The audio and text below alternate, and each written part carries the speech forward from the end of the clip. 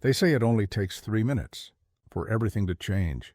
3 minutes for life to hang in the balance, and sometimes for it to slip away. That's how fast a heart attack can turn fatal. And most never realize what's happening until it's already too late. It doesn't always begin with a dramatic collapse or crushing pain. Sometimes it starts with something so ordinary, you almost ignore it. A dull ache in your chest, a wave of fatigue, beat, a feeling you can't quite explain, a slight tightness that makes you pause for a moment. Then you keep going, but deep inside, something dangerous is unfolding. Your blood, once flowing freely, now squeezes through hardened tunnels, scraping against years of silent buildup. A battle you can't see, but your body feels it, every beat growing heavier than the last. You reach for a chair. You take a breath. It passes, or seems to. And that's when most people make the fatal mistake. They stand up, walk around, trying to shake it off, not knowing that every extra step forces their struggling heart to work harder, like pumping air into a balloon that's already at its limit. Inside, your heart's rhythm starts to stumble. Then come the silent alarm. Pressure in the chest, pain in the arm, breath growing short, nausea setting in. Signals most brush aside, hoping they'll fade. But hope doesn't buy you time. Action does, because in those 3 minutes, every breath, every heartbeat, every second decides whether you recover or collapse. It's the moment when everything feels normal, until suddenly it doesn't. You're reaching for the TV remote, or maybe pouring yourself a glass of water, and a sharp, crushing weight grips your chest, the kind that makes you freeze mid-breath. You tell yourself maybe it's gas, maybe it's anxiety, but deep down, something inside you knows this is different. Your chest tightens, your breath feels shorter, your mind screams, "Do something!" But in that panic, most people make the worst mistake of their lives. They stand up, they start pacing. They try to walk it off, not realizing every movement is like forcing an exhausted engine to keep revving when it's already running dry. Inside, your blood is in chaos, the oxygen highway that feeds your heart, clogged. Blood that once flowed freely now squeezes through narrow, hardened tunnels, fighting for space, scraping against years of silent buildup. It's a traffic jam you can't feel until it's too late. Your body begins to sound an alarm, not with sirens but with sensations. Sweat beads on your forehead, your jaw aches, your arms feel heavy, tingling, weak. And just beneath that fear, there's a strange calm, the body's final attempt to protect itself. But what does a heart in distress really feel like before it breaks? It's not always pain. Sometimes it's pressure, dizziness, nausea, or a cold sweat creeping across your skin. Your pulse races, your chest feels tighter, and your breath turns shallow. That's your body screaming for oxygen and time. This is when most people make a fatal move, standing, moving, trying to call for help while the heart is still fighting to pump blood through blocked vessels. Every second of strain makes the damage spread faster. What you need now isn't movement, it's stillness, because calm is power, and in a few moments you'll see exactly how to use that calm to take control of your body before it's too late. Stay with me, because in the next part, you'll discover the one simple action that can buy you time when your heart is seconds away from giving out. When every heartbeat feels like a countdown, there's one simple move that could mean the difference between surviving and slipping away. Picture this. Your chest tightens, your breath shortens, and panic rises like a wave. Your instinct screams, "Do something!" And that's exactly where most people lose precious seconds, by doing the wrong thing. They rush to grab water, they stumble to the kitchen, some even try to get in the car, thinking they can drive themselves to the hospital. But every single movement speeds up the clock, forcing your weakened heart to fight harder for every drop of oxygen. So what should you actually do? Sit down, right where you are. Don't lie flat. Don't stand, sit upright, with your back supported, knees slightly bent, and shoulders relaxed. This position helps your heart work against less pressure, letting blood flow easier while your body fights to stay stable. Now take one slow breath, then another. Because here's what most people don't realize. Oxygen is your best ally in this moment. The calmer you breathe, the more you give your heart a fighting chance to stay in rhythm. If you have prescribed nitroglycerin, take it. Exactly as your doctor told you. But here's the critical part. Never take more than one dose unless instructed by your doctor. Too much can drop your blood pressure dangerously fast. And that's the last thing your struggling heart needs. Next, the move that shocks many people. I'll call for help, but don't get up to do it. If your phone isn't within reach, use your voice, yell, tap something loud. Even if you live alone, make noise. Neighbors, passers-by, even a delivery driver nearby can hear. Because the truth is, heart attacks rarely strike in silence. They happen in kitchens, living rooms, garages. And there's always someone closer than you think. And if you can reach your phone, call emergency services immediately. Not your family. Not your friend. Emergency first. Every minute lost, waiting is muscle lost from your heart. Now, what if you're completely alone? What if the call for help isn't answered and your body starts to feel heavier, your pulse fainter? There's still one last powerful act that can keep your heart alive long enough for help to arrive. That's what we'll uncover next. The move that doctors say can literally restart your own rhythm when everything starts to fade. It sounds almost unbelievable that something as ordinary as a cough could help restart your heart's rhythm during a heart attack. But in those first 10 to 15 seconds when your world begins to blur and your pulse weakens, this trick can buy you the time your heart desperately needs. Here's how it works. When your heart begins to quiver, when it's not pumping blood efficiently, oxygen to your brain drops fast. That's when dizziness hits, your vision narrows, and your chest feels like it's caving in. This is the moment when panic destroys survival. But if you act right, you can momentarily help your body keep blood moving, manually. Oluwanai.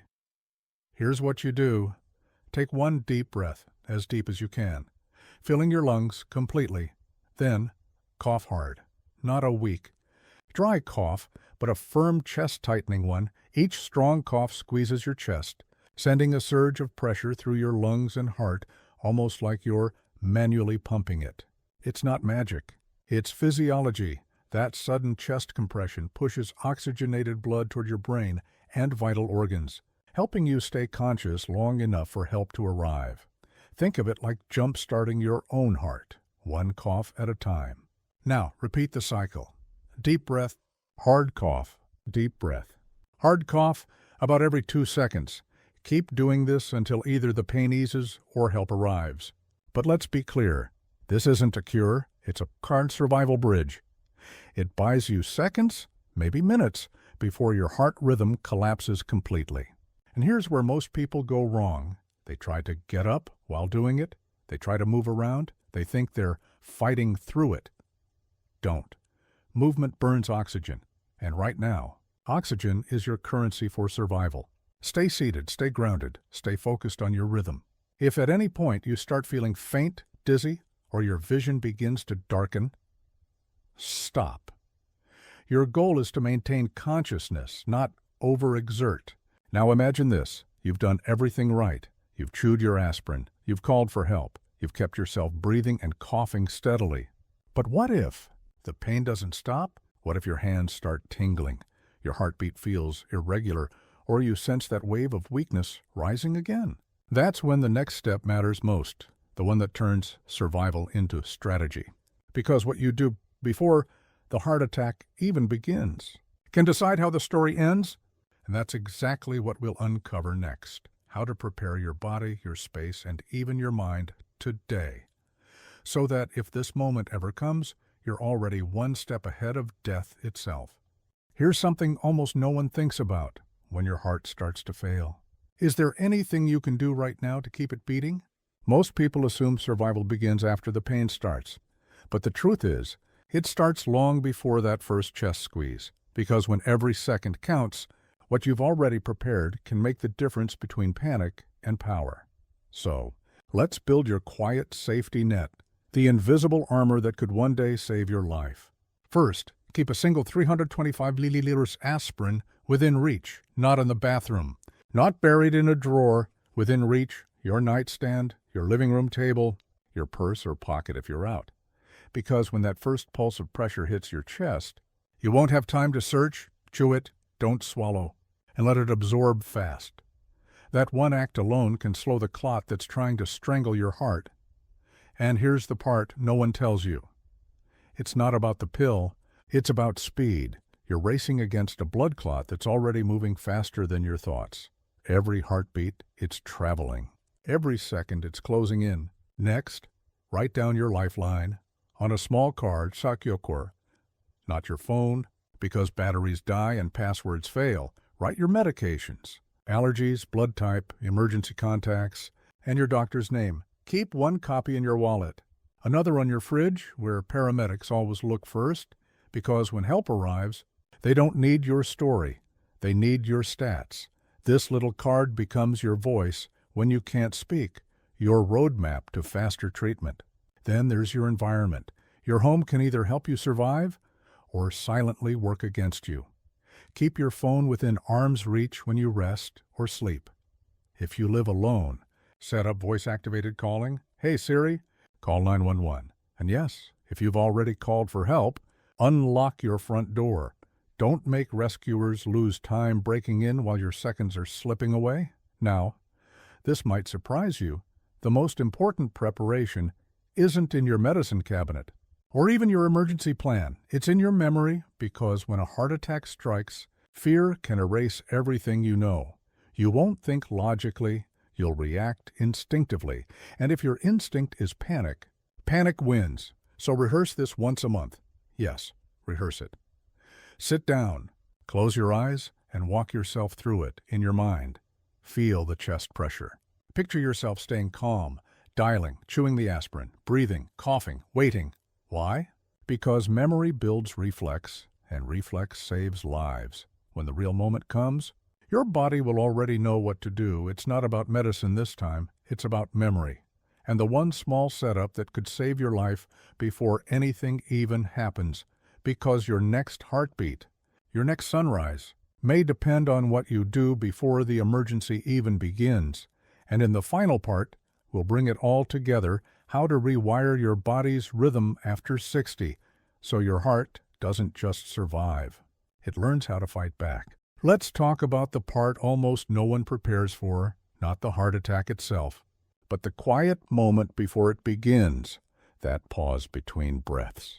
That whisper of tightness you almost ignore. The little warning your heart sends before it cries for help. Because here's the truth. Your body doesn't want to fail you. It's been warning you for years, in silence, in those tired mornings, the heaviness in your chest after a short walk, the dizzy spell you brushed off as just getting older.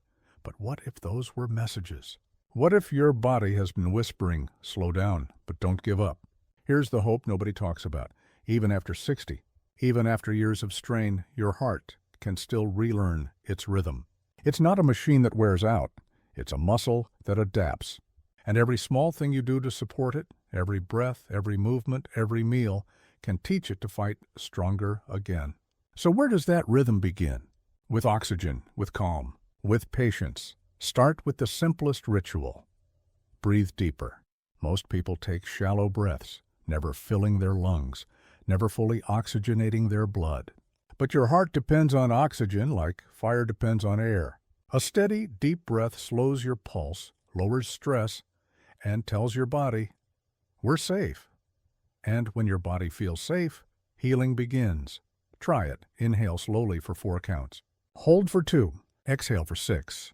That's the rhythm your heart loves, a rhythm that teaches peace instead of panic. Then, rebuild your movement rhythm. You don't need to run. You don't need to lift. You just need to move with consistency.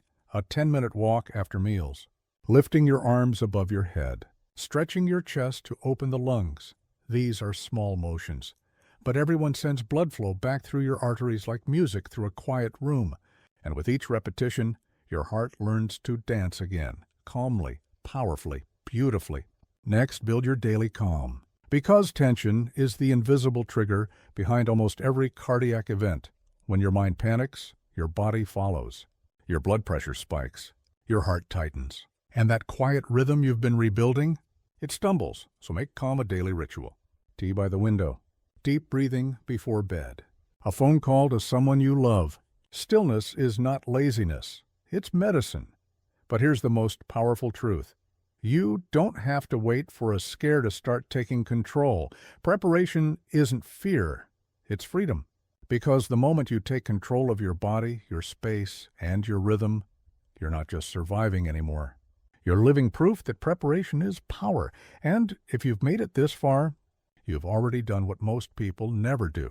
You've learned how to give your heart a fighting chance. So tonight, as you lie down and feel your pulse, remember this. It's not just a heartbeat. It's a reminder that you're still here, still capable, still in control. And every choice from this moment forward is another promise to your heart that you're not done yet, because surviving isn't luck. It's preparation, rhythm, and calm.